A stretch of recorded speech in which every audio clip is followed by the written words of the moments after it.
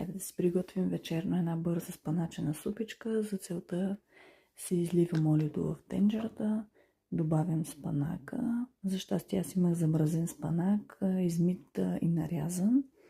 Добавих го. Добавих сол, след което добавяме и вода. Прибавяме водата.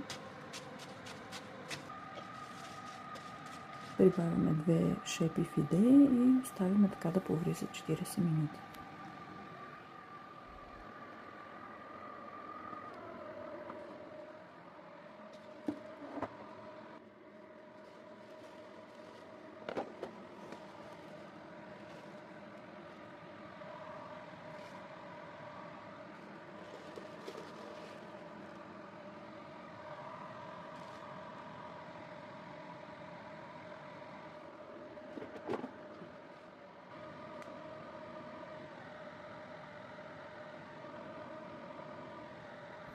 И през това време, докато вреше супичката, реших да си украса коледно.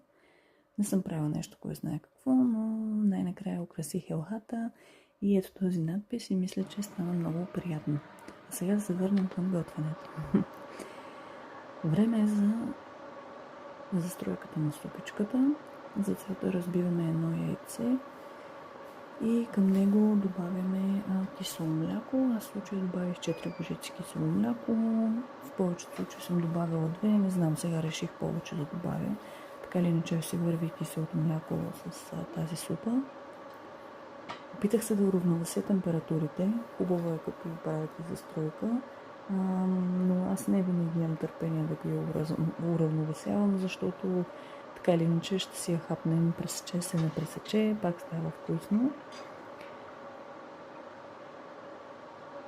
Прибавям застройката към супата, разбърквам, оставям да повре на купона за около 2-3 минути и супичката ми е готова.